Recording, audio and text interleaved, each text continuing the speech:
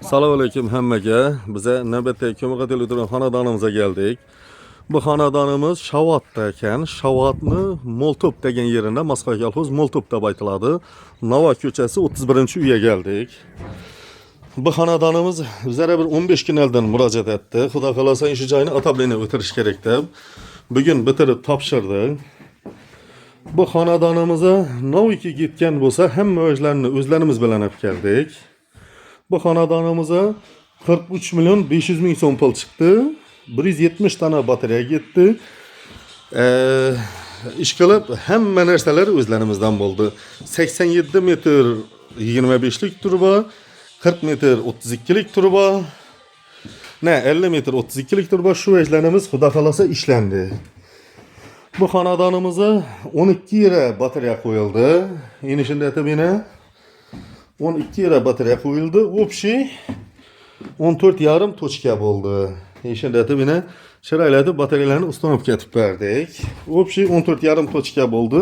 14,5 tochka navini evazini deb so'rasangizlar, bu yerda tubli pullarni kranniklar qo'yib berdik. Şunu evazini 14,5 tochka bo'ldi. Kimga shuningdek xizmatlar kerak bo'lsa, ekrandan nomerlarga bog'lanaverasizlar.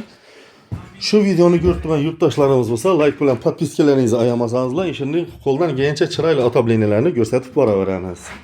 Sizlarga endi qatyolimizni ko'rsatib bo'lsak, qatyolimizni bu yerni quyib turibdi ekanlar. Qatyolxonamizni qatyolimiz ham 6 zetli katta qatyol, xudo xolasa.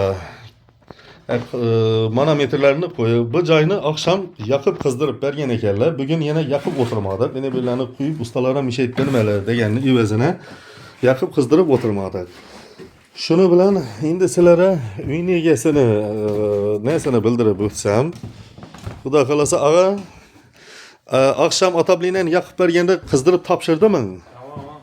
Hem yeri normal demang. Ese xudo xolasa inşaat tabliğine bir yilcha garantiya olgan. Nov kamisi bo'lsa bemalol murojaat etaverasiz ağa. Sizden $500 avans alverdim. İşin ahırında minus etip topshirdimmi?